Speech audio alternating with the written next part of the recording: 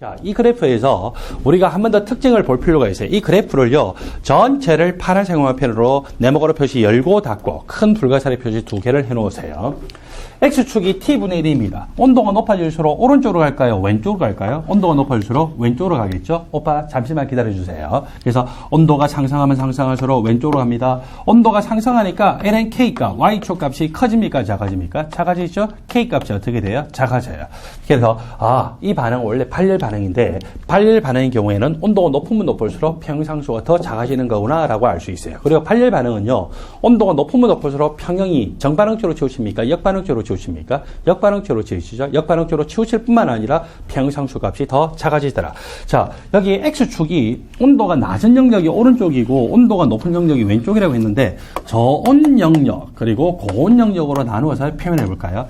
LNK 값이 Y축으로 표현되어 있는데 K 값이 1인 경우에는 LNK 값이 0입니다. K 값이 1보다 큰 경우에는 LNK 값이 양수예요. K 값이 1보다 작은 경우에는 LNK 값이 음수로 나타나죠.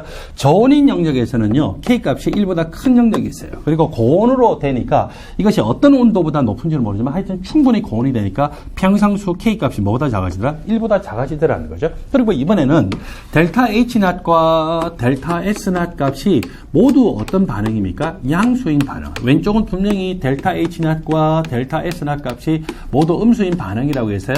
빨간색 볼펜을 표시하세요. 발열 반응이기 때문에 이렇게 양의 기울기 값을 나타냅니다. 흡열 반응이기 때문에 음의 기울기 값을 나타낸다고 하는 것을 마이너스 R분의 델타 H0으로 표현했죠. 온도가 높으면 높을수록 왼쪽으로 가게 됩니다. 온도가 높아지니까 LNK 값이 커지고 LNK 값이 커지니까 K 값이 더 커지죠.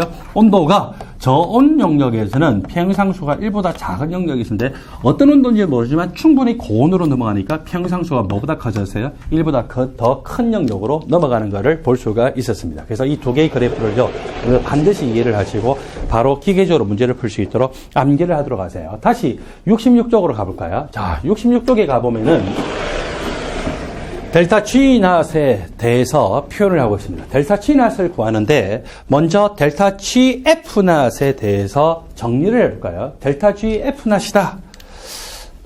여러분들 6조 델타 GF낫 델타 GF낫 잠시 지금 데이터가 잘못된 데이터가 들어와 있어요. 그죠? 자, 여러분 죄송합니다. 여러분들은요 66쪽의 표를 봐주세요. 66쪽의 표에서 표 안에 보니까 델타 GF낫이 표현이 되고 있죠. 이것은 표준 생성 자유 에너지 값입니다. 표준 생성 자유 에너지 값은 어떤 물질들이 0일까요? 표 바로 밑에 보니까 표준 상태에서 가장 안정한 호돈수 물질들. 예를 들어서 수소 분자 기체, 그리고 질소 분자 기체, 산소 분자 기체, 그리고 황 같으면은 사방황 고체. 오빠 잠시만 좀 기다려주세요. 그 다음에 P4 고체 삐졌나봐요. 그래서 철, 고체, 채심 입방 구조. 이것들이 표준 상태에서 이 원소들로 가장 안정한 상태의 호돈소 물질 상태입니다. 그래서 요 물질들이 델타 HF0 값도 0이고요. 이 물질들은 델타 GF0 값도 0입니다. 그래서 이런 물질들이 델타 HF0 값, 표준 생성 엔탈피 값이 0이라고 하는 것은 보통 시험에 요즘 출제가 되고 있었지만 델타 GF0 값이 0이다라고 하는 것은 출제가 안 되고 있었어요. 그래서 저것이 출제가 안 됐기 때문에 반드시 출제될 테고 여러분들은 대비를 하시기 바랍니다. 델타 GF0 값을 통해서 델타 G0 값을 구해보면은 생성물의 표준 생성 자유에너지의 합 빼기 반응물의 표준 생성 자유에너지의 합을 통해서 우리가 저것을 계산할 수 있죠. 그러면은 종합적으로 저것과 비슷한 공식이 세 가지가 있었어요. 어떤 공식입니까? 표준 생성 엔탈피 값을 알면은 생성물의 표준 생성 엔탈피의 합 빼기 반응물의 표준 생성 엔탈피의 합을 했을 때 이 반응의 표준 엔탈피 변화를 구할 수 있죠. 그 다음에 생성물의 표준 몰 엔트로피의 합 빼기 반응물의 표준 몰 엔트로피의 합을 하게 되면은 그 반응의 표준 엔트로피 변화 값을 구할 수 있어요. 생성물의 표준 생성 자유에너지의 합 빼기 반응물의 표준 생성 자유에너지의 합을 하게 되면은 그 반응의 표준 자유에너지 변화 값을 구할 수가 있었어요. 그래서 각각 어떤 데이터를 알면은 저것들을 풀 수가 있다고요. 델타 H0 값을 알기 위해서는 반응물 생성물들의 표준 생성 엔탈피 값, 델타 S0 값을 계산하기 위해서는 반응물 생성물의 표준 몰 엔트로피, 그리고 델타 G0 값을 계산하기 위해서는 반응물 생성물들의 표준 생성 자유 에너지 값을 알아야 각각 이런 식으로 계산을 할 수가 있다는 것이죠. 그래서 그렇게 여러분들이 정리를 하도록 하시고, 그 다음에 델타 GF0 값은 몰라도 델타 G0 값은 구할 수 있죠. 왜요? 델타 HF0을 가지고서 델타 H0 값을 구했어요.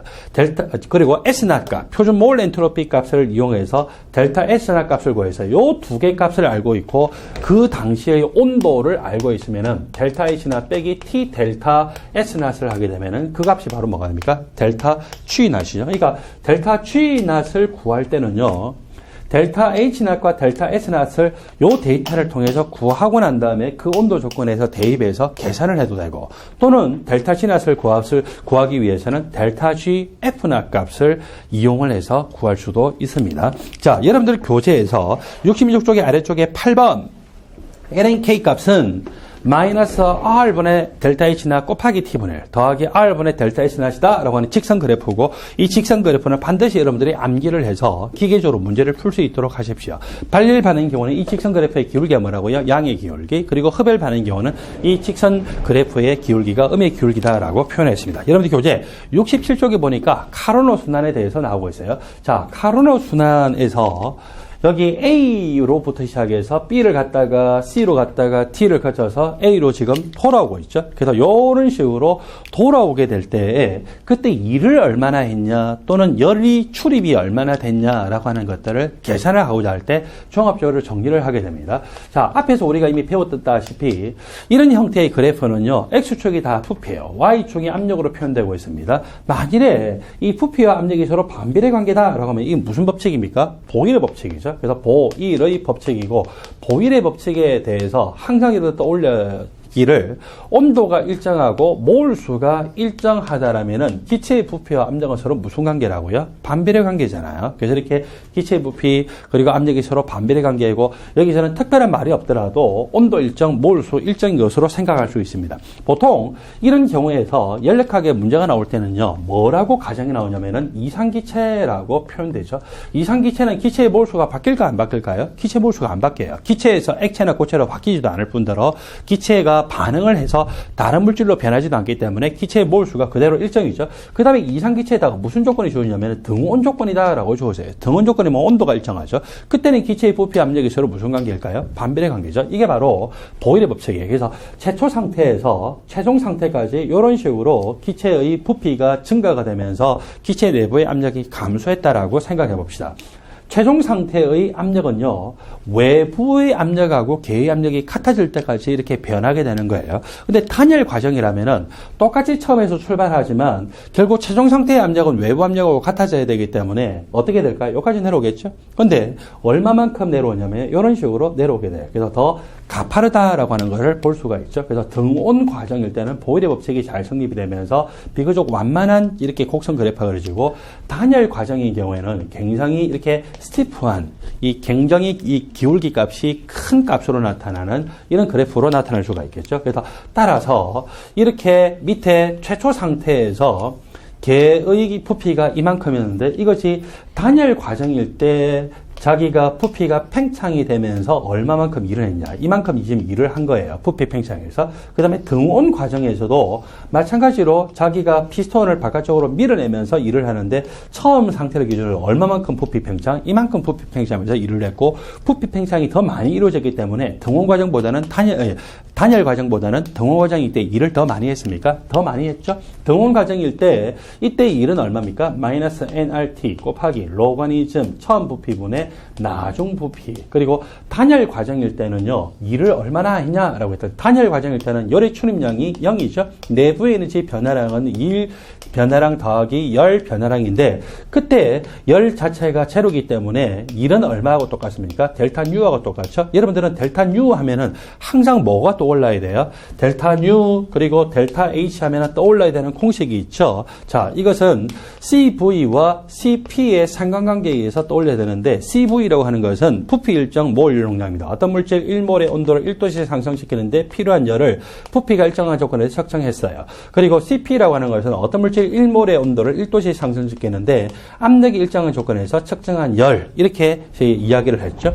이렇게 해서 다시 한 번 더 정리하게 되면 QV라고 하는 것은 N 곱하기 CV 곱하기 델타 T에 해당이 되고 QP라고 하는 것은 N 곱하기 CP 곱하기 델타 T에 해당이 되는데 QV가 지금 부피 일정 조건에 측정한 열인데 부피 일정 조건에 측정한 열은 뭐하고 똑같다고요? 내부 에너지 변화하고 똑같죠? 압력 일정 조건에 측정한 열은 뭐하고 똑같습니까? 엔탈피 변화하고 똑같죠. 그래서 여러분들은 QV라고 하든지 내부 에너지 변화라고 하든지 항상 N 곱하기 CV 곱하기 델타 T가 떠올라야 되고 그리고 QP라고 하든지 델타 H라고 하면 항상 N 곱하기 CP 곱하기 델타 T가 떠올라야 되겠죠. 자, 그래서 이 1은 얼마하고 똑같냐면 델타 뉴예요. 얼마일까요? 바로 1이라고 하는 것은 N 곱하기 CV 곱하기 델타 T하고 똑같겠구나 라고 계산을 할 줄 알아야 됩니다. 자, 왜 이거를 다시 한 번 더 이야기를 했냐면은 등온 조건이하고 탄열 조건 중에서 누가 더 가팔라요? 탄열 조건이 가파르죠? 그래서 여러분들 다시 카르노 순환에서의 이 그래프에서 보면은 두 개가 지금 등온 조건이고 두 개가 탄열 조건이에요. 가파른 것이 어디입니까? B에서 C로 갈 때가 더 가파르죠? 그래서 이 가파른 이것이 무슨 조건일 거다? 탄열 변화 조건. 그리고 또 D에서 A로 갈 때가 가파르기 때문에 이것이 탄열 조건입니다. 두 개는 등온이라고 했어요. 등온은 탄열보다는 좀 더 완만하게 되어 있죠. 그래서 이렇게 될 때가 등온 조건이고 그리고 또 여기 C에서 T로 갈 때가 무슨 조건? 등온 조건이다라고 볼 수가 있죠. 그리고서 얼마만큼 일을 했냐라고 하는 것을 제가 조금 전에 이런 식으로 해서 그 그림으로 설명했는데 항상 이 그래프의 아래쪽 면적만큼 자기가 일을 했다라고 계산해요. 단열 조건일 때도 이 그래프의 아래쪽 면적만큼 일을 했다고 하죠. 그러면은 A에서 B로 간 다음에 C로 가고 또 C에서 T로 온 다음에 D에서 A로 다시 돌아올 때 A에서 B로 갈 때 얼마만큼 일을 했냐면은 이 곡선의 아래쪽 면적만큼 일을 했어요. B에서 C로 올 때 얼마만큼 일을 했냐면 또 부피가 팽창이 됐죠. 부피가 팽창이기 때문에 걔 입장에서는 이만큼의 일을 했다라고 이야기합니다. 이번에 C에서 T로 갈 때는요. 여기 이만큼의 일을 걔가 한 걸까요? 받은 걸까요? 걔가 받은 거겠죠. 그래서 이제 걔가 일을 그만큼 받았고 그리고 또 D에서 A로 올 때는 이 곡선 아래쪽의 부분만큼 걔가 일을 받았어요. 따라서 걔가 주위한테 알짜로 한 일은 얼마만큼 해당될까요? 바로 안에 있는 요만큼의 면적이 알짜로 한 일이죠. 그 다음에 생각을 해보세요. 전체적으로는 걔가 주위한테 일을 알짜로 한 거예요? 알짜로 받았어요? 알짜로 일을 했죠. 근데 우리가 일의 부호를 이야기할 때는 걔 입장에서 일을 하게 되면 그 부호값은 음수예요. 걔가 일을 받으면 양수예요. 부피 팽창에 의해서 일을 하죠. 그리고 부피의 압축에 의해서 일을 받아요. 걔가 지금 부피 팽창에 의해서 전반적으로 알짜로 일을 했죠. 일을 했기 때문에 이 일의 값은 무슨 값일까요? 음수죠. 근데 면적은 뭐가 될까요? 양수. 따라서 이 값이 음수이기 때문에 마이너스를 붙여야 이 면적이 양수로 지금 표시가 될 수가 있습니다. 그래서 알짜로 얼마만큼 일을 했냐라고 하는 것을 면적으로 저렇게 나타내면은요. 알짜 일 자체가 음수이기 때문에 앞에 마이너스를 붙여야 저런 식으로 표현될 수가 있습니다. 자, 알짜로 한 일이라고 하는 것은 A에서 B로 갈 때의 일, 그리고 B에서 C로 갈 때 한 거, 그리고 C에서 T로 갈 때 걔가 주위로부터 일을 받았어요. 그리고 D에서 A로 올 때 걔가 주위로부터 일을 받았고 그걸 다 더하게 되면은 알짜 일이 나타나고 그게 동그라미 1번 밑에 표현이 되고 있죠. 그래서 그렇게 해서 이 알짜 일이 정리가 되는데 알짜 일 정리가 된 것은 밑에 67쪽의 아래쪽에 전체적으로 정리가 되어 있습니다. 자, 그렇게 해서 정리를 하도록 하시고요.